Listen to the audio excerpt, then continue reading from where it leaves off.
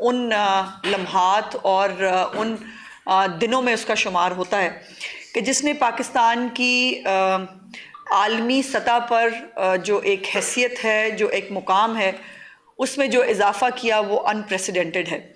और इस जंग की जो एक अजीम फ़तह है, जो मार्का हक़ की फ़तह है, उसने पाकिस्तान को एक नई पहचान दी। और अब पाकिस्तान की जो है वो दुनिया की माशी ताकतें हों या दुनिया के सुपर पावर्स हों, दुनिया के बड़े ममालिक हों, वो सब पाकिस्तान की अहमियत को ना सिर्फ जानते हैं, पहचानते हैं, तस्लीम करते हैं और उसको जो उसका गाहे बगाहे इजहार आप जो है वो मुख्तलिफ बड़े आलमी लीडर्स के हवाले से आप देखते रहते हैं। और इसीलिए जो है ये ज़ाहिर है तमाम कुव्वतों को अभी एहसास है कि पाकिस्तान एक ताकतवर मुल्क है और ज़ाहिर है ताकतवरों के साथ ही दोस्तियाँ जो है वो दुनिया भी बनाना पसंद करती है।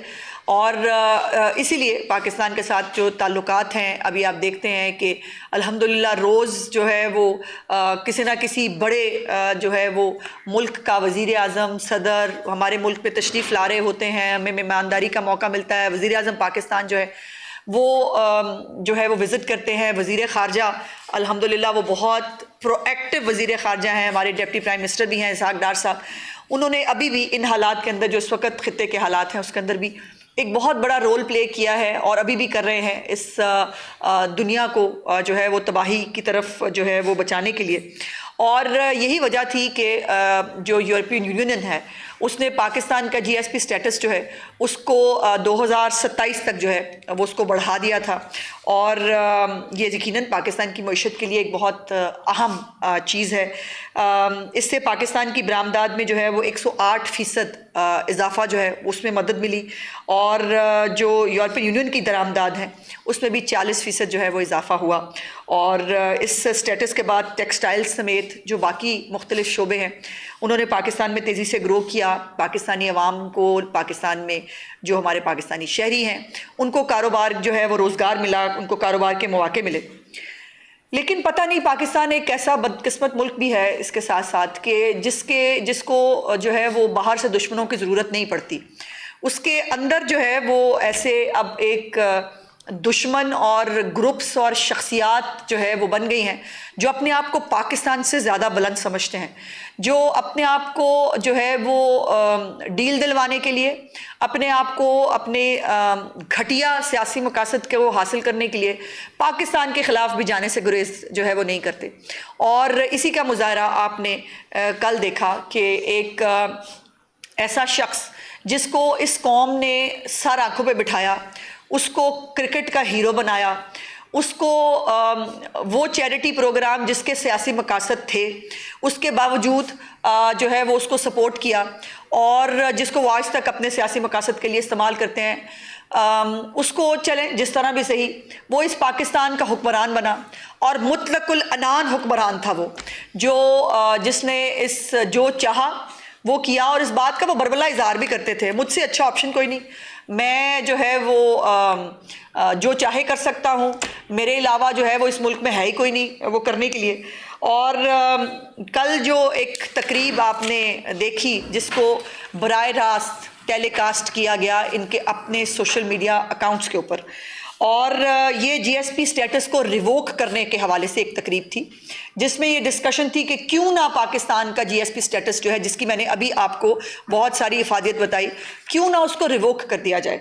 और उसके जो स्पीकर्स थे उसमें जो है वो फितना खान के बेटे के साथ साथ जो एक BLA की एक झैली तंजीम है BNM, उसके रहनुमा नसीम बलोच और इसके ऑर्गेनाइजर्स में जो है वो जुल्फी बुखारी जैसा एक ऐसा शख्स जिसको फिर पाकिस्तान के अंदर बेशक RTS बिठा के ही सही उसको इस मुल्क के अंदर जो है इज्जत दी गई, उसको इस मुल्क में वफाकी वज़ीर लगाया गया। जो वज़ीर आज़म उस वक़्त का जो था उसका और उसकी पूरी फैमिली का चहेता ख़ास था, उनके बहुत करीब था, काफ़ी जो है वो एहसानात एक दूसरे के इनके ऊपर थे और उसका वो आज जो है वो इजहार है। बाय द वे वो एक गैर मुल्की शहरी है और वो जुल्फी बुखारी एक गैर मुल्की शहरी होते हुए पाकिस्तान के खिलाफ जो कुछ वो कर रहा है उसके ऊपर तो बात करेंगे ही, लेकिन ये कासिम खान जिनकी अभी ईद के ऊपर अभी पिछले हफ्ते उनके वालिद साहब से इंसानी हमदर्दी की बुनियाद पर जो है वो आधा घंटा जो है वो फ़ोन पे बात कराई गई, और यही इंप्रेशन होता है जब हम ये कहते हैं ना कि इनकी जो मुलाकातें हैं, इनकी जो बातचीत होती है जेल के अंदर, वो कोई हाल अहवाल पूछने के लिए नहीं होती है, वो कोई जो है वो किसी भी तरह किसी की एक होता ना जाती जो आपका ताल्लुक है बहन का भाई के साथ, बीवी का शौहर के साथ, बच्चों का बाप के साथ, ऐसा ताल्लुक वाली बात आपको नजर नहीं आती। जब भी बात होगी वहां फितना खान पाकिस्तान के अंदर किसी ना किसी साजिश को प्लान करने के लिए उस मुलाकात को इस्तेमाल करता है। पहले बहनों के थ्रू कर रहा था, और अब जब ईद के ऊपर गुफ्तगू हुई तो उसने ये हल्लाशेरी दी और ये जो है वो अपने बेटे को ये कह के भेजा कि उसको इस जो है वो स्टेटस को मुतनाज़ा बनाने के हवाले से भी जो है वो जाना चाहिए, बिकॉज आपको मालूम है कि यूरोपियन यूनियन की उनकी जो है वो ख़ास तौर पर इंसानी हकूक़ के हवाले से वो बड़े कंसर्न रहते हैं। अपने मुल्क में गो उनके इंसानी हकूक़ की डेफिनेशन कुछ और है, बाकी मुल्कों के लिए वो इंसानी हकूक़ की डेफिनेशन कुछ और करते हैं। और इससे पहले भी ये दोनों भाई जो है ये पहले भी आपको पता है कि अमेरिकन कांग्रेसमैन हो या वहाँ की अमेरिका की जो दौरे पे तशरीफ़ लेके गए थे, गैर सियासी हैं, ये जहन में ज़रूर रखिएगा, और मौरूसियत के ख़िलाफ़ है ये पार्टी, ये भी आपने जहन में रखना है। सो वहाँ पर भी ये गए अमेरिका में भी, और वहाँ जाकर भी जो जितने थिंक टैंक्स थे पाकिस्तान के ख़िलाफ़ जो काम करते हैं, जो इजरायली लॉबीज के लोग थे, उनसे ये मिल के इन्होंने पाकिस्तान के खिलाफ फिर चार्जशीट पेश की, पाकिस्तान के खिलाफ जो है वो गुफ्तगू की। आज मैं बात करना चाहती हूँ कि दलाइल क्या थे कासिम खान के इस पूरी जो उसमें जो तकरीर उन्होंने फरमाई। उनकी वाहिद दलील ये थी कि जी मेरा बाप जेल में है और उनके खिलाफ इंसानी हकूक़ की खिलाफ वर्जियाँ हो रही हैं। मेरा ख्याल है कि कासिम खान साहब की मुझे तारीख़ पैदाइश एग्जैक्टली तो नहीं पता, लेकिन 2019 में मेरा ख्याल है दूध पीते बच्चे तो नहीं होंगे कासिम खान साहब। इतने तो रीजनेबल जवान थे उस वक़्त भी कि जब वो ये देख रहे थे कि जब उनका बाप एक डिक्टेटर बन के बैठा था और वो चुन चुन के अपने लोगों को, अपने मुखालिफिन को जेलों में डाल रहा था, ना औरत की तमीज़ थी, तहजीब थी, ना किसी देखा जा रहा था कि स्टेडियम बनाने पे जेल में डाल रहा हूँ या नहीं। आर्टिकल 6 के जो है वो मुकदमे बनाने के लिए लोगों को जो है ये फोर्स करता था कि मेरे मुखालिफों के ऊपर आर्टिकल 6 के मुकदमे डालो। बेटी को जो है वो बाप के सामने गिरफ्तार किया जाता था, सजाए मौत देने के लिए जो है उम्र कैद देने के लिए मनशियात के झूठे पर्चे बनाकर ये अपने मुखालिफिन के ऊपर डाला जा रहा था। एक लंबी फहरिस्त है, मैं आपको उसकी डिटेल कर सकती हूँ। कब कासिम खान साहब को नजर नहीं आया कि इंसानी हकूक की खिलाफ वर्जियां किसको कहते हैं? आज इमरान खान जेल में क्यों है? वो जेल में है तोशा खाना के गिफ्ट खाने की वजह से। वो खाना काबा की मॉडल वाली घड़ी को खाने की पदाश में जेल में है। वो 180 मिलियन पाउंड्स को डिकारने की जो है, और उसकी जो उसकी इन रिटर्न 5-5 कैरेट के हीरे और तोहफे तहाइफ और ये तमाम चीज़ें जो हैं वो उस वजह से वो जेल में है। और अभी तो जो इनको आदत है पाकिस्तान के खिलाफ साजिशें करने की, वो जब ये हुकूमत में था IMF का प्रोग्राम खुद किया, फिर जब पता चला कि हुकूमत जा रही है डिफाई किया, जानबूझकर पता था कि पाकिस्तान की इकॉनमी का बेड़ा गर्क कर चुका हूं, पाकिस्तान डिफॉल्ट करे, पाकिस्तान के अंदर श्रीलंका के हालात बने। उस वक्त श्रीलंका का चूंकि ये वाकया सब चल रहा था, डिफाई किया, वो प्रोग्राम तोड़ा, पाकिस्तान की रियासत को जो है वो घुटनों पर आकर IMF के साथ प्रोग्राम करना पड़ा पाकिस्तान को डिफॉल्ट से बचाने के लिए। मेहनत करनी पड़ी PDM की हुकूमत को पाकिस्तान को डिफॉल्ट से बचाने के लिए, फिर भी बाज नहीं आया। फिर इसने जो KP के अंदर इनकी हुकूमत थी उनसे लेटर लिखवाए, IMF को लेटर लिखवाए कि पाकिस्तान को ये प्रोग्राम मत दो ताकि पाकिस्तान हर सूरत हाल में डिफॉल्ट करे। इसे पाकिस्तान ही कहते हैं। जो शख्स फिर पाकिस्तान के साथ अगर IMF का प्रोग्राम हो जाए तो उसके जो ऑफिस है उसके बाहर मुजाहरे कराए कि पाकिस्तान को अगली किस्त मत दो, इसको पाकिस्तानी कहते हैं। फिर 9 मई जो है वो अब जब कोई भी और बात ना बने तो फिर ये है कि हम जो है वो चढ़ दौड़े, फौजी तनसीबात पे चढ़ दौड़ो, आग लगा दो, मुल्क के अंदर फसाद कर दो। चूंकि फितना खान पकड़ा गया है और एक फिजा क्रिएट की गई, उसको मार दिया गया है। इसको तो हर वक्त मारने की फिक्र, वो तो जब घर में होता था तभी कहता था मुझे कोई जहर दे देगा। मैंने तो तभी पूछा था भाईजान घर में तो आपकी बेगम साहब होती हैं, सिर्फ वही खाना देती हैं आपको, आपको जहर घर में कौन दे देगा? तो ये जो ड्रामेबाजी है ना, ये पुरानी आदत है, और इसलिए फिर 9 मई किया, और 9 मई करने के बाद भी फिर बस नहीं की, इस्लामाबाद पे चढ़ दौड़ो, लाहौर को आके फतह कर लो, ये लॉन्ग मार्च कर लो, फलाना धरना कर लो, टाइगर फोर्स बना लो, रिहाई फोर्स बना लो। रियासत के खिलाफ फोर्सेस बनाना ये पाकिस्तानी करते हैं, ये पाकिस्तानियों का ये हुब्बुल वतनी की बात है, जो करतूत और कारनामे ये सरंजाम देते रहे। और मजे की बात यह है कि जब ये 9 मई हुआ, या ये जब बाय द वे जब वजीर आजम था खुद फतना खान, तब भी उनके बेटे कितनी दफा पाकिस्तान आए थे बाप से मिलने, जरा चेक करके बताइए मुझे। और लेकिन अब चूंकि एक एजेंडा है, डील लेनी है, किसी तरह मजबूर करो रियासत को कि वो मेरे साथ डील कर ले, और उसके ऊपर वो अब इस डेस्परेशन का आलम यह है कि अब जो है वो 9 मई भी करके देख लिया, अब ये दूसरा 9 मई किया गया है पाकिस्तान की रियासत के खिलाफ, जिसमें इसके बेटे ने एक मरकजी किरदार अदा किया। जो मैंने कहा, एक पुरआसाइश जेल के बावजूद भाई, जहां पर आपको तस्वीरें भी दिखाई गई हैं, उनका पूरा मैन आपका जो खाते पीते हैं वो पूरा आपके साथ शेयर किया गया है ऑन रिकॉर्ड। चिया सीड से लेकर भुने हुए गोश्त से लेकर देसी घी में पकने वाले खानों से लेकर 7 बैरक्स वाली जो है वो पूरी फैसिलिटी है, उससे लेकर जिम मशीनों से लेकर, ये कभी आज तक किसी को पाकिस्तान की हिस्ट्री में ये फैसिलिटीज मिली है जो इन मौसूफ को मिली? और अभी इंसानी हकूक की खिलाफ वर्जियां हो रही हैं मौसूफ के मुताबिक। जब ये 9 मई हो रहा था, ये तभी हो रहा था, इमरान खान के बेटे अपनी बहन समेत, वो तो और अपनी वालदा समेत नाइट क्लबों में जा रहे थे। उनकी तस्वीरें वीडियोस रिकॉर्ड पे मौजूद हैं। वो उस वक्त खा पी रहे थे, वो इस वक्त जो है वो तफरी फरमा रहे थे। यहाँ पर पाकिस्तानी कौम के बच्चे जो हैं उनको आग लगाने के लिए पुश किया जा रहा था, और वो जेलों में आज भी अपने जो है वो केस भुगत रहे हैं। मेरा सवाल ये है, कोई भी यूरोपियन यूनियन का मुल्क हो, कोई भी दुनिया का कोई मुल्क, क्या अपने मुल्क में 9 मई जैसी किसी चीज की इजाजत दे सकता है? यस और नो? और अगर अमेरिका के अंदर कैपिटल हिल पे आग नहीं लगी थी, तोड़फोड़ हुई थी, उसके बाद समरी ट्रायल्स के साथ जो है वो 10-10 साल 7-7 साल की कैद दे दी जाए, और स्पीकर जो है उसके टेबल पे सिर्फ पांव रखने की पादाश में 7 साल की कैद दे दी जाए, और वहां पर जो है उन लोगों के साथ लॉबी करके ये कहा जाए कि 9 मई जिसने किया है उसके साथ इंसानी हकूक की खिलाफ वर्जी हो रही है, जो 190 मिलियन पाउंड खा गया है उसको आप भूल जाए, वो इंसानी हकूक की खिलाफ वर्जी है। चोरी, डकैती और गबन, ये इंसानी हकूक की खिलाफ वर्जी नहीं होती। जितनी भी फैसिलिटीज इनको दी जा सकती हैं, इनको दी जाती हैं जेल के अंदर। ये जो नाकाम बगावत थी 9 मई की, इसका ईंधन मेरे मुल्क के बच्चे बने, इमरान खान के बच्चे नहीं बने। और आज भी ये इमरान खान के बच्चे जो वहां बैठकर भाषण दे रहे हैं, नाइकॉप है उनके पास, क्यों पाकिस्तानी शरीयत तस्लीम नहीं करते? क्यों नहीं पाकिस्तान नाइकॉप पे शर्म किस चीज की आती है इनको? चूंकि इनको इसराइली रहना है। और ये जो है वो वैसे हमें पाकिस्तान में हमारे अब्बा जी को वजीर आजम लगा दो, अम्मी जान जो है वो बाकी जो हमारे यूट्यूबर पाल रही हैं, और हम जो है वो हम पाकिस्तान के खिलाफ साजिशें करते हैं, लेकिन आप हमें कहें कि हम पाकिस्तानी हैं, नाइकॉप हमें नहीं चाहिए। मतलब कमाल, आपने मजाक बना लिया इस मुल्क को। और ये मैं बिल्कुल कहना चाहती हूं कि कासिम गोल्डस्मिथ ने कल जो है वो जीएसपी प्लस स्टेटस को खत्म करने की कोशिश नहीं की।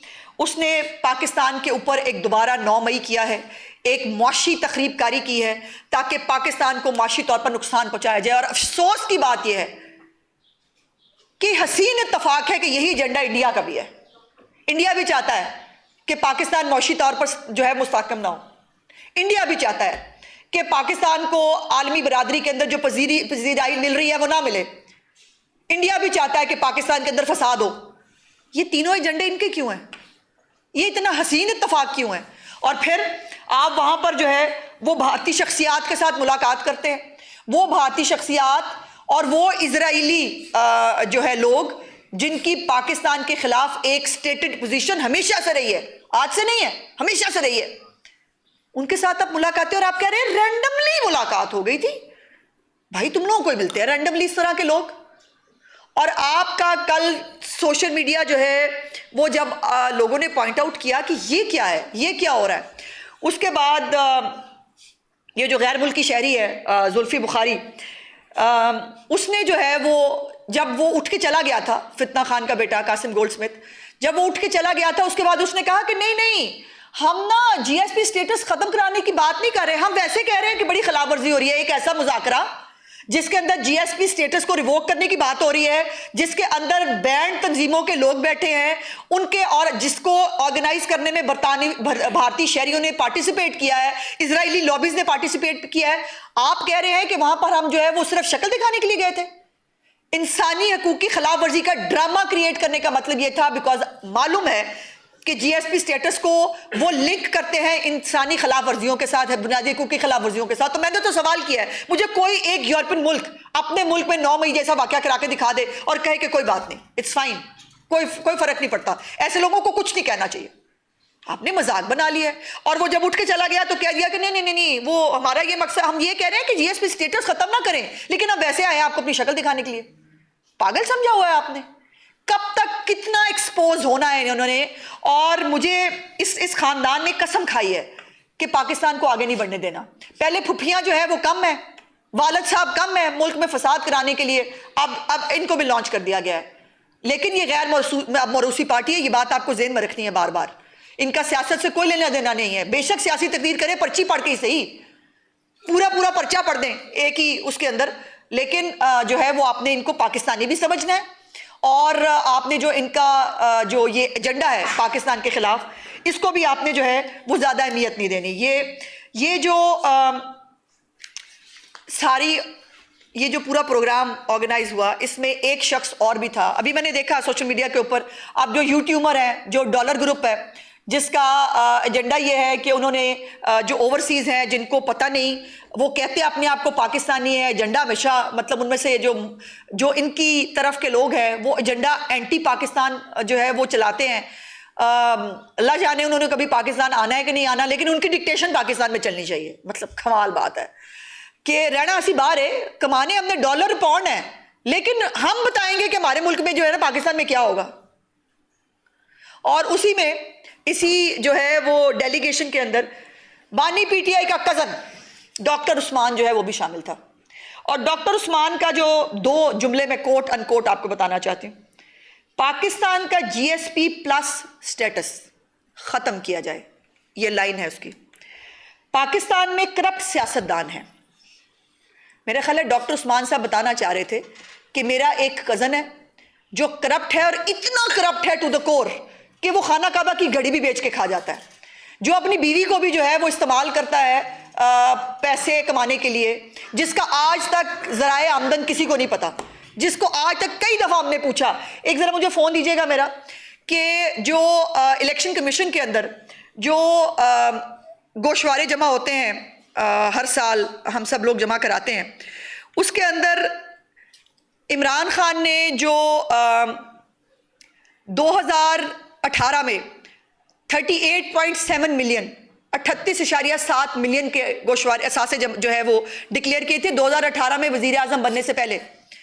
वजीर आजम बनने के बाद 2023 में वो असासे 316 मिलियन, और अभी वो हैं जो डिक्लेयर्ड है।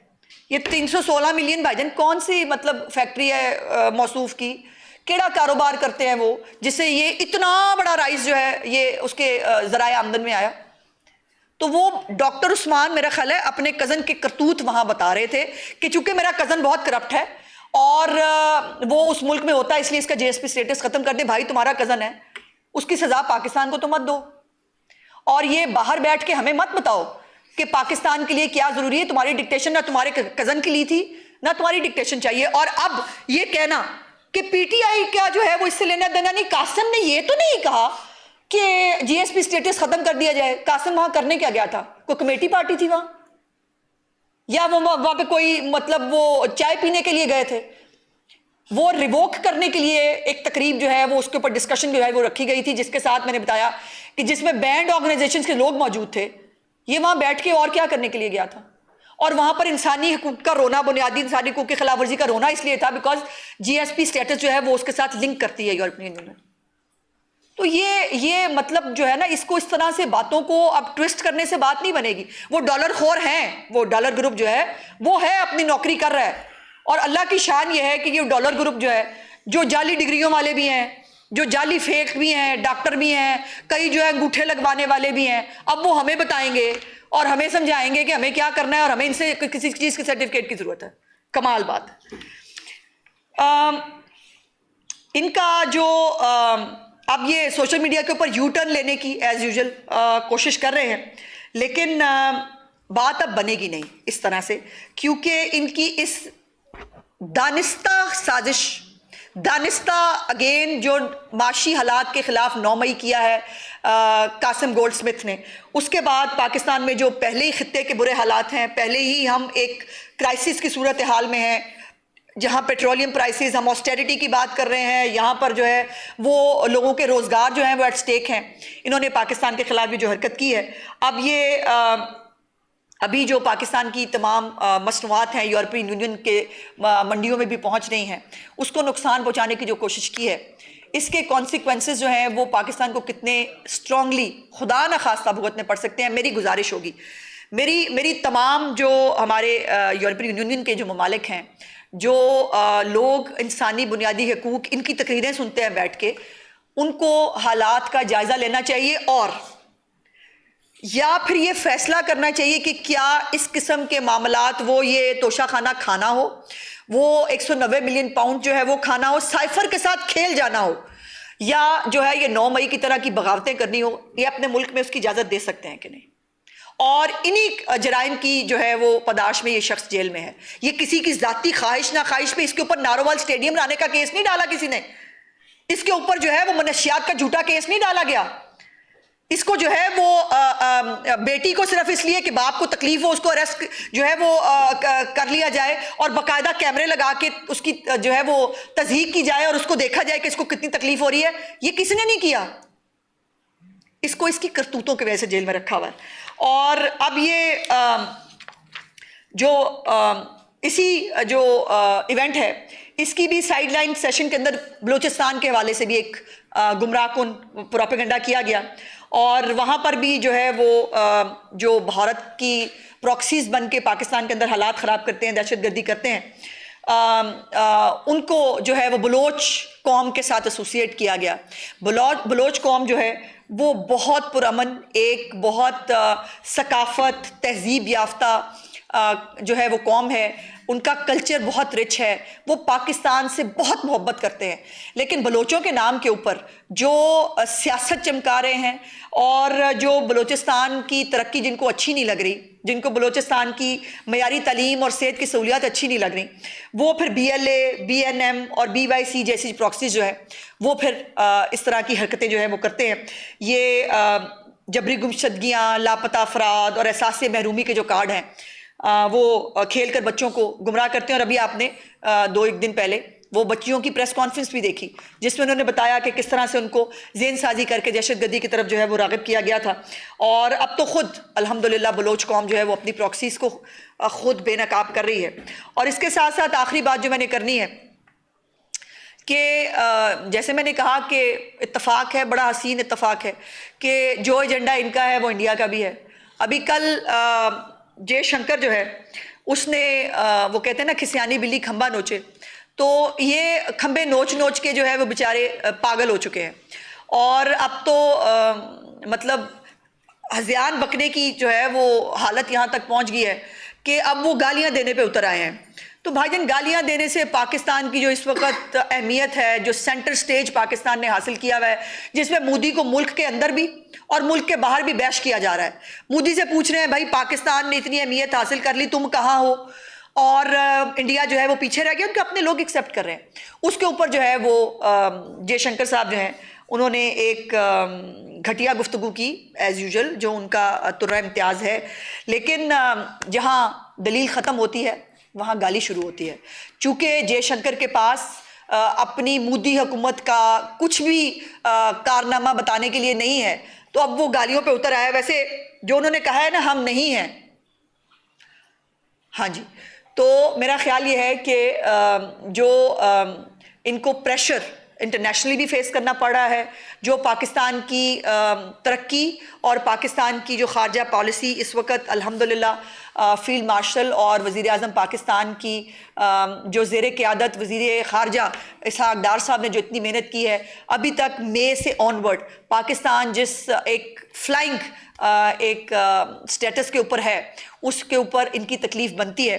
तो मैं तो इनके लिए जो है वो सिर्फ दुआ कर सकती हूँ, और ये यकीनन जयशंकर जो है उससे बाय द वे 9 मई के उसके हमारी जो जंग है मार्का है उसके बाद भी इससे इस्तीफ़ा भी मांगा गया था, और ये उसकी वजारत की नाकामी है जो उसके ऊपर वो जो है वो ये शर्मनाक बयान दे रहा है। लेकिन इस तरह के बयानात से कोई फ़र्क तो पड़ने वाला है नहीं। अपनी असलियत और औकात जो है वो मोदी हुकूमत गाए बगाए दिखाती रहती है, वो दिखाते रहेंगे। लेकिन अल्लाह का करम है कि पाकिस्तान का जो मुकाम परवरदिगार की ज़ात ने और पाकिस्तान ने बहुत मेहनत से हासिल किया है, उसको ये छोटे छोटे बौने ख़त्म नहीं कर सकते। बहुत शुक्रिया। अच्छा मैडम, अभी जिस तरह आपने फरमाया है कि मौजूदा हालात में जो पाकिस्तान है वो पूरी दुनिया का अल्हम्दुलिल्लाह है, तो आप समझती हैं कि इस सारे सिनेरियो के पीछे फील्ड मार्शल आसिम मुनीर और वज़ीर आज़म शहबाज शरीफ का एक बड़ा अहम और कलीदी रोल है? अगर इनकी कोशिशें ना होती तो फिर पाकिस्तान इस वक्त किस नहज में पहुंच चुका होता?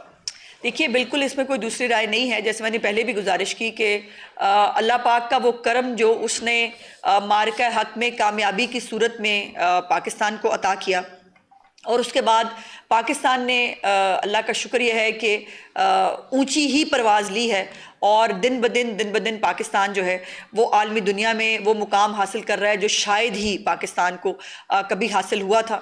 और इसमें जैसे मैंने पहले भी गुजारिश की कि एक जो टीम है जो फील्ड मार्शल की, प्राइम मिनिस्टर की, और जो हमारे डिप्टी प्राइम मिनिस्टर और वज़ीर ख़ारजा ने जो इसके ऊपर पूरी दुनिया के अंदर जो पाकिस्तान के तशख़्ख़ुस को, पाकिस्तान के वक़ार को जो बुलंद किया है, उसे यकीनन हमारे मुल्क के अंदर जो कुछ लॉबीज़ हैं उनको बड़ी तकलीफ़ है, और इंडियन और इजरायली लॉबी को तो तकलीफ़ है ही है। जी अर्सना, बताइएगा कि एक शख्स मरीज है, जिस्मानी भी और ज़हनी भी। अच्छा जी। तो अब तो दोस्त ममालिक भी हमारे साथ खड़े हैं, पूरी दुनिया हमारे साथ खड़ी है, तो क्या किसी जगह पे इसका कोई इलाज ऐसा है कि उसका ज़हनी इलाज भी हो जाए और जिस्मानी इलाज भी हो जाए, कि हुकूमत ना काम है? देखिए, बात यह है कि उनके मसाइल ये हैं कि उनको घड़ी की सुइयाँ नज़र नहीं आती हैं जी। अब वो खुद बेटे को कह चुका है कि मेरी आंख ठीक हो रही है, बाजी मानने को तैयार नहीं, वो बाहर खड़ी हैं। वो बाजी जो है वो फसाद डालने के लिए तैयार खड़ी है, नहीं हो ही नहीं सकता, हो ही नहीं रहा। तो उनके तो घर वाले नहीं चाहते भाई उनका इलाज हो। और मैं समझती हूँ कि वो डिप्रेशन, तन्हाई और रिजेक्शन का जो एक उनको एक जो वो मिला है ना धचका, वो उनके लिए नाकाबिले बर्दाश्त है। सो जहाँ उनकी आँख की जो है वो हालत को बेहतर किया है इंशाअल्लाह ताला, पूरी मेहनत के साथ उनके पूरा वसाइल उन पर लगाए गए हैं, उनको पूरा फैसिलिटेट किया गया है, तो दिमागी हालत जो है उसको भी ठीक करने के लिए। लेकिन ये दिमागी हालत का उनको, देखिए आपको पता ना कि दिमागी हालत का बहाना बना के किसी भी जुर्म को आप सरजद करा ले, तो ये भी एक प्ली होती है। तो ये प्ली उसको दे मत, वो बहुत सोच समझ के जब भी पाकिस्तान के खिलाफ उसने कोई भी साजिश प्लान की है, बहुत सोच समझ के किया है। वो अलग बात है कि अल्लाह पाक का करम है इस मुल्क के ऊपर। अली आया पहली दफा। ये बताएं कि 9 मई के मुताबिक आपने इस हमले को करार जी दिया जो कासिम खान ने बयान जी किया, उस वक्त भी पंजाब हुकूमत ने बाकायदा ऐलान किया कि हम पाकिस्तान तहरीक इंसाफ को बैन लगाने के लिए इलेक्शन कमीशन में भेजेंगे, और गालबन वो भेज भी दिया गया था। आज आप दोबारा कह रही है कि रियासत पर दोबारा हमला हो गया, लेकिन इससे पहले वाली जो आपकी दरख्वास्त है उस पर क्या प्रोग्रेस हुई? क्या रियासती मैं इसके ऊपर इतना कह सकती हूँ सिर्फ कि यकीनन ये फैसला किसी एक जमात ने नहीं करना। ये फैसला हमें मिन हैसल कौम और पूरी रियासती मशीनरी को एक दफ़ा करना है, और उनको ये बात जो है वो अब अगर तय कर ली जाए कि ये कल भी फितना था, ये आज भी फितना है, और इसकी फितना गर्दी कभी ख़त्म नहीं हो सकती, और पाकिस्तान और कितना मुतहम्मिल हो सकता है इसकी फितना गरी का। सो ये फ़ैसला इकट्ठे लेके करने वाला है।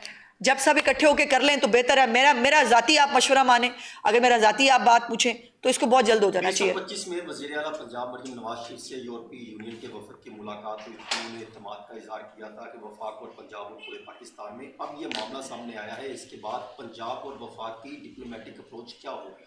हमारी डिप्लोमेटिक अप्रोच बहुत क्लियर है। जैसे मैंने आपसे गुजारिश की कि कासिम गोल्डस्मिथ का जाके एक मतलब बेशक अब्बा जी चिया सीड्स ज़रूर लेते हैं, बेशक मौसम्मी का जूस, अनार का जूस लेते हैं, उनका पूरा मेन्यू, उनकी पूरी चीज़ें जो है वो अगर रिक्वायर्ड हों तो उनको भेज देनी चाहिए। वैसे तो उनके सारे यहाँ पर भी लोग मौजूद होते हैं, उनके मिशंस यहाँ होते हैं, उन सबको भी जो है वो भिजवा देनी चाहिए कि भाईजान ये इतने हालात के अंदर ये रहते हैं। अगर आपके मुल्क में भी किसी कैदी के पास अगर इतनी फैसिलिटीज़ हैं और उसके बावजूद जो है वो इंसानी हकूक़, बुनियादी हकूक़ का एक तमाशा नैरेटिव, जैसे मैंने कहा कि क्या अपने मुल्क में जो जराइम इस शख्स ने किए हैं वो अपने मुल्क में अगर अलाउ करते हैं, तो हमारा केस बड़ा क्लियर है। हमने किसी को ज़ाती इंतकाम का निशाना नहीं बनाया, हमारा कोई ज़ाती एजेंडा किसी के खिलाफ नहीं है, लेकिन अगर किसी ने कोई जुर्म किया है उसकी सज़ा उसको भुगतनी है, और वो शहाना और पुरअसाइश जेल काट रहे हैं। इसके बाद तो भाई मतलब यही है कि उनको पीसी के किसी कमरे में शिफ्ट कर दें, उससे भी बेहतर। वैसे पीसी के कमरे भी 7 बैरक्स जितने बड़े नहीं हैं, जरूरत पड़ेगी तो देखेंगे। अच्छा मैडम, ये बताइएगा कि इमरान खान साहब तकरीबन 2 साल से जेल में हैं और ये पहली बार कोशिश देखी गई है कि पाकिस्तान का जो इतने बड़े इंटरनेशनल लेवल पे जो स्टेटस है उसको खत्म कराने की कोशिश की गई है। नहीं, पहली दफा नहीं की गई, बाकायदा पहली दफा की गई, जो मंजर आम पर भी जी। है। क्या आइंदा किसी गैर मुल्की शहरी से इमरान खान की कोई टेलीफोन पर बात नहीं कराई जाएगी? ज़ाहिर है पाकिस्तान का मैं इस पे, ये कबल वक्त है, मैं इसके ऊपर कोई कमेंट अभी नहीं कर सकती, लेकिन एक बात तो सोचने और समझने की है कि बहनों से मुलाकात हो, बीवी के घर वालों से मुलाकात हो, या बीवी अपने घर वालों से मुलाकात करे, या बेटों से गुफ्तगू हो, वहाँ पर सियासी मकसद ही होता है और कोई ना कोई फितना का पैगाम ही बाहर भेजना होता है। उसका कोई लेना देना उनके हाल चाल पूछने से, उनके ज़ाती उससे उनका नहीं है। हर एक मुलाकात का एक सियासी एजेंडा होता है, वो परसू करते हैं। अजमा साहिबा, आपसे कुछ देर पहले बीबीसी की एक रिपोर्ट आई है। उस रिपोर्ट में बीबीसी ने इस हवाले से ये कहा है कि कासिम खान ने अपनी तकरीर में जीएसपी प्लस स्टेटस का जिक्र भी नहीं किया, और जुल्फी बुखारी जो है। लिखा किसने, वो रिपोर्ट किसकी है? बीबीसी की। नहीं, किसकी नुमाइंदा कौन है? मैं देख के बताता हूँ। अच्छा, पाकिस्तानी है। अच्छा जी। बीबीसी की रिपोर्ट के मुताबिक वो कह रहे हैं जी कि मेरी उसका जिक्र नहीं किया और मुखालफत नहीं मैंने आप लेट आए हो ना, मैं उनको, जिस बीबीसी के भाई ने या बहन ने जिसने लिखा है, यकीनन उनके कॉरेस्पॉन्डेंट्स यहाँ होते हैं, वो ये अपनी अपनी रिपोर्ट्स बनाते रहते हैं। मेरी गुजारिश उस नुमाइंदे से इतनी है कि ये पता करके बता दें कि कासिम गोल्डस्मिथ साहब जो है वो ऐसी सिटिंग जहाँ पर पाकिस्तान के जीएसपी स्टेटस रिवोक करने की बात हो रही थी, वहाँ पर वो रोटी खाने गए थे, किसी किटी पार्टी में गए थे, करने क्या गए थे? और वहाँ पर जीएसपी स्टेटस आपको पता है कि वो लिंक करते हैं बुनियादी इंसानी हकूक़ की खिलाफ वर्जियों के साथ। वहाँ पर इस केस को प्लीड करने का मतलब और क्या है? वो वहाँ पे और क्या करने के लिए गए थे? मतलब, और मैंने आपको बताया कि डॉक्टर उस्मान जो उनका कज़न है, उसने तो कोट एंड कोट कह भी दिया कि जो है ये जीएसपी स्टेटस खत्म कर देना चाहिए। ये पहली दफ़ा नहीं हो रहा, मैंने पहले भी गुजारिश की। इजरायली लॉबीज़ हों, कुछ ऐसे कांग्रेसमैन जो इजरायली बैकग्राउंड रखते हैं, कोई भारतीय जो लॉबीज़ हैं, ये अमेरिका भी गए थे, वहाँ जाकर भी इन्होंने पाकिस्तान के खिलाफ फुल लॉबिंग की थी और पाकिस्तान के इदारों के सरबराहान के खिलाफ वाशिंगटन की गलियों के अंदर, वाशिंगटन की सड़कों के ऊपर ट्रक घुमाए थे। और फुल फ्लेज जो ये कर सकते हैं, ये हर स्टेज तक जा चुके हैं। और अब ये है कि अब एक नया पॉन, एक नया प्यादा कासिम गोल्डस्मिथ की शक्ल में जो है वो सामने लाया गया है।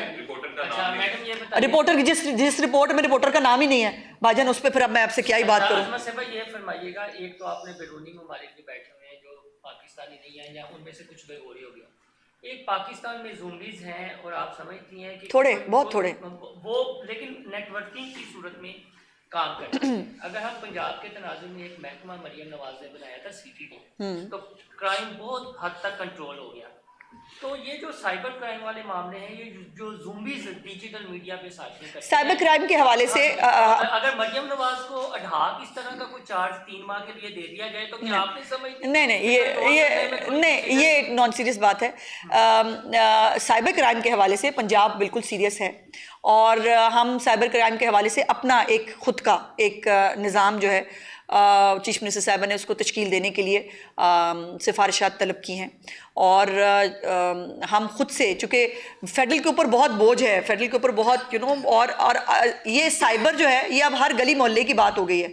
ये एक सेंट्रलाइज जो है इदारा हो, उसके नीचे तमाम प्रोविंसेस के अंदर भी अगर इदारे हों तो ये ज़्यादा अच्छा ऑर्गेनाइज तरीके से जो है वो काम कर सकता है। लेकिन ये बात दुरुस्त है कि जो इजहारे राय की आज़ादी के नाम के ऊपर लोगों की पगड़ियाँ उछालना, बदतमीज़ी करना, पाकिस्तान के खिलाफ साजिशें करना नाकाबिले बर्दाश्त है। और इसके ऊपर पूरी दुनिया में ज़ीरो टॉलरेंस है।